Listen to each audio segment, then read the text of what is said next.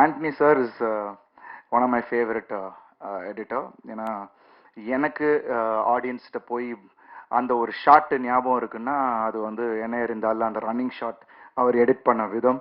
And thank you Antony sir. Because நான் நிறைய நாள் ஆண்டனி சார் அப்போ கௌதம் சார்லாம் எடிட் பண்ணும்போது நான் அங்கே போவேன். ஜென்ரலாக போய் நான் குக் பண்ணிட்டு போவேன், அங்கே அவங்க சாப்பிடுவாங்க, அப்புறம் அவர் குக் பண்ணுவார். பட் அவர் பயங்கர பெக்யூலராக இருக்கும். இவர் சொன்ன மாதிரி தான் பயங்கர டக்கு டக்கு டக்கு டக்குன்னு தட்டுவார். அது எப்படி அந்த எடிட் திருப்பி மாத்துறாருன்னு நமக்கு தெரியாது. ஸோ அவ்வளோ ஸ்பீடு.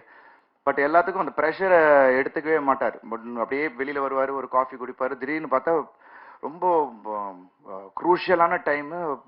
ரத்னம் சார்லாம் வெளியில் உட்காந்துருக்காரு. தட் அப்போ போயிருந்தேன். Because we had to release அந்த காப்பி போகணும். So last edit. ஸோ எல்லாரும் உட்காந்துட்டு இருக்காங்க. இவர் திடீர்னு வெளியில் வந்தார். போயிட்டு பாத்ரூம்குள்ளே போனார்.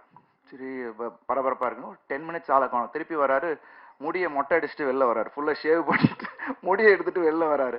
ஸோ அந்த மாதிரி கேட்டா இல்லை பிரதர் ஒரு மாதிரி ரொம்ப இதுவாக இருந்துச்சு, ஹெவியாக இருந்தது, அதனால நான் எடுத்துட்டு வந்தேன் அப்படின்னாரு. So like that he is.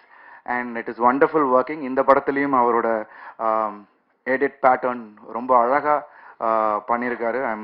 Because that is அந்த ஸ்பீடுக்கு வந்து அவர் எடிட் வந்து ரொம்ப ஹெல்ப் ஆயிருக்கு.